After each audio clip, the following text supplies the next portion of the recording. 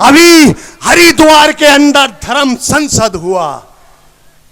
उस गॉडसे के मानने वाले वो शैतान का बच्चा नरसिंहानंद ये कहता है कि 20 लाख मुसलमानों को कत्ल कर दिया जाए। अरे तेरी तो हैसियत क्या है कुत्ते कि तू किसी को कत्ल करे? इस मुल्क को आजाद कराने में जितना रोल यहाँ के हिंदू का है, यहाँ के मुसलमान का भी उतना रोल है। तेरी तो हैसियत क्या है? न जाने तुझ जैसे शैतान कितने पैदा होंगे, कितने मर जाएंगे। हम यही पैदा हुए हैं, हम यही रहेंगे और इंशाअल्लाह हमारे आबा अज़ाद भी इस मिट्टी के अंदर दफन है और हम भी इस मिट्टी के अंदर दफन होंगे। चलना है मेरे साथ तो तलवार उठा मेरी तरह, चलना है मेरे साथ तो तलवार उठा मेरी तरह। अब मुझसे बुज़दिल की हिमायत नहीं होने वाली, अब मुझसे बुज़दिल की हिमायत नहीं होने वाली। अब के जो फैसला होगा यहीं पे होगा, अब कोई दूसरी हिजरत नहीं होने वाली। गर्दिशें दौरा की रफ्तार बदल डालेंगे, गर्दिशें दौरा की रफ्तार बदल डालेंगे।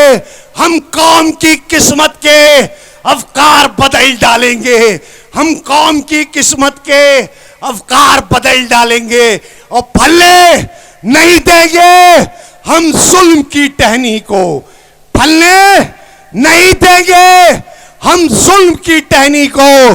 जालिम तेरी कश्ती के पतवार शेर के साथ कि वो चांद क्या है, ये सूरज भी तुम पे ढलता है, तुम्हारे सामने किसका चराग जलता है। जोरदार तालियां चौधरी मुशीर खान साहब के लिए।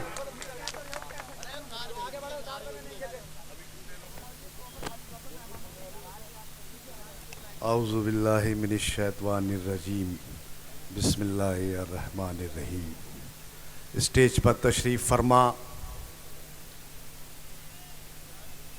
हमारे मेहमान और हमारी पार्टी के स्तंभ जनाब वारिस पठान साहब और यूथ आइकॉन हैदराबाद के पूर्व मेयर जनाब माजिद हुसैन साहब और मेरे बड़े भाई शमीम तुर्क साहब और असमोली विधानसभा के भावी प्रत्याशी जनाब शकीलुर रहमान साहब और पूर्व ज़िलाध्यक्ष मेरे छोटे भाई शहजाद साहब और हमारे मजलिस के रुकन और लीडरान और मेरे सामने बैठी इस असमोली विधानसभा की गयूर आवाम, अस्सलाम वालेकुम। चलना है मेरे साथ तो तलवार उठा मेरी तरह, चलना है मेरे साथ तो तलवार उठा मेरी तरह।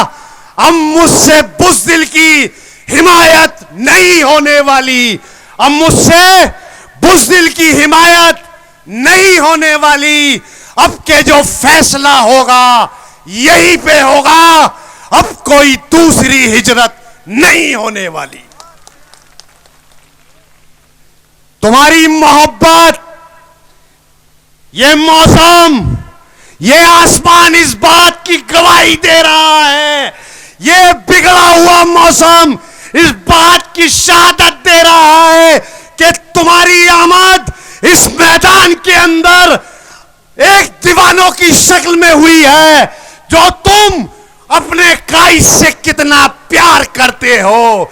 मैं जानता हूं अगर जरा सी बूंदें गिर जाती हैं तो लोग साया पकड़ने लगते हैं, लेकिन तुम किसी लालच से नहीं आए, तुम किसी ताकत से नहीं आए, तुम उसके लिए आए हो जो इस मुल्क के अंदर तुम्हारी आवाज बेबाकी से ऐवाने पार्लियामेंट से लेकर हिंदुस्तान की गलियों तक बुलंद करने वाला, जिसका नाम असरुद्दीन ओवैसी है, तुम उसकी मोहब्बत में आए हो। और इंशाअल्लाह बहुत जल्द उस शेर की आमद इस मैदान में होगी।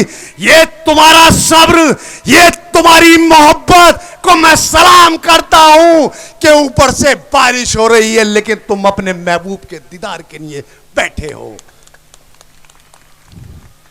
सब बातें सबने कह दी, वक्त कम है, लिहाजा अब आपके सामने बहुत जल्द गुज़िश्ता आने वाले वक्त के अंदर उत्तर प्रदेश की विधानसभा का चुनाव तुम्हारे सामने देव बनकर आ गया है। मेरे भाइयों, 5 साल से बीजेपी की सरकार थी, उससे पहले समाजवादी की सरकार थी, लेकिन मैं मानता हूं बकौल समाजवादी के गुंडों के, बगौर समाजवादी के सपोर्टरों के वोट मत देना, इधर उधर मत बटना, बीजेपी आ जाएगी। अरे मुझे कम से कम ये तो बताओ कि 17 की विधानसभा में असदुद्दीन ओवैसी ने अपनी सीटें नहीं लड़ाई थी। उससे पहले 2014 में मेंबर ऑफ पार्लियामेंट के चुनाव में इस मजलिस इत्तेहादुल मुस्लिम ने अपना कोई प्रत्याशी नहीं लड़ाया था। 2019 के अंदर मजलिस इत्तेहादुल मुस्लिमीन ने कोई प्रत्याशी नहीं लड़ाया। तो मुझे ये बताओ कि जब मजलिस ने कोई प्रत्याशी नहीं लड़ाया, जब असद सामने कोई प्रत्याशी नहीं लड़ाया, तो बीजेपी कैसे आ गई? सेंटर में वो आ गए, यूपी में वो आ गए। तो मेरे भाइयों, मैं तुमसे कहने आया हूं कि हमने 70 सालों से इन सेकुलर पार्टियों को वोट दिया, लेकिन तुम्हारे हिस्से में क्या आता है? कुछ नहीं आता। तुम्हारे हिस्सों में सिर्फ इतना आता है कि अगर मेरे और किसी और के बीच झगड़ा हुआ, असबोली थाने के अंदर बंद हो गए, अगर विधायक जी ने फोन कर छुटा लिया, ये तुम्हारा विकास था। तुम्हारे लिए एक भी समाजवादी पार्टी ने कोई बुनियादी काम करा हो तो मुझे बता दो। तुम्हारा विकास इतना था कि कब्रिस्तान की बाउंड्री करा दी, ये तुम्हारा विकास है।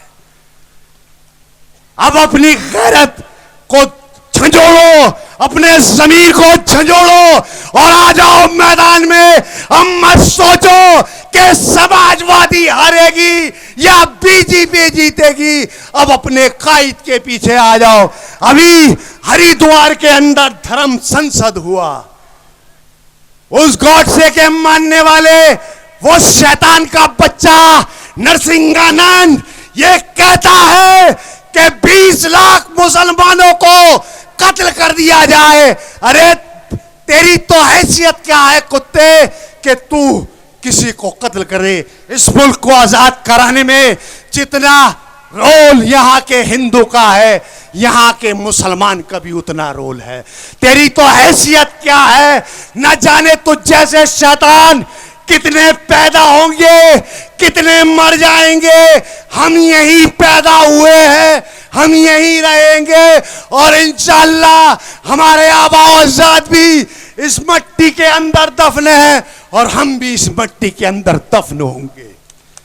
लेकिन मैं आपसे पूछना चाहता हूं, इतना जालिमाना बयान नरसिंहानंद ने दिया, क्या किसी सेकुलर पार्टी का कोई बयान यह आया हो कि यह गलत है?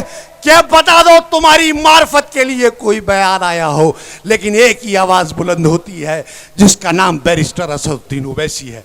अगर वो बीजेपी का एजेंट है तो क्या फर्क पड़ता है?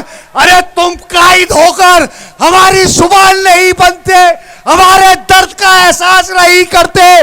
वो बीजेपी का एजेंट तुम्हारे दर्द को समझता है, तुम्हारी जुबानों को समझता है। मेरे भाइयों, आने वाले चुनाव के अंदर मैं तुमसे मौतबाना अपील करता हूं कि आने वाले वक्त में मजलिस के प्रत्याशी शकील साहब को इतने वोटों से जिता देना कि तारीख लिख देना कि अगर शकील यहां से जीत के गए तो ऐवान पार्लियामेंट के अंदर उन्हें किसी भैया जी की परमिशन की जरूरत नहीं होगी, उन्हें किसी बहन जी की परमिशन की जरूरत नहीं होगी, क्योंकि वो मजलिस का सिपाही होगा, वो असदुद्दीन का एमएलए होगा जो बेबाक तरीके से तुम्हारी बात ऐवान पार्लियामेंट के अंदर रखेगा। और मैं इस शेर के साथ अपनी बात को खत्म करूंगा। गर्दिशें दौरा की रफ्तार बदल डालेंगे, गर्दिशें दौरा की रफ्तार बदल डालेंगे। हम कौम की किस्मत के अवकार बदल डालेंगे, हम कौम की किस्मत के अवकार बदल डालेंगे और फलने नहीं देंगे हम जुल्म की टहनी को, फलने नहीं देंगे हम जुल्म की टहनी को। जालिम तेरी कश्ती के पतवार बदल डालेंगे। अस्सलाम वालेकुम।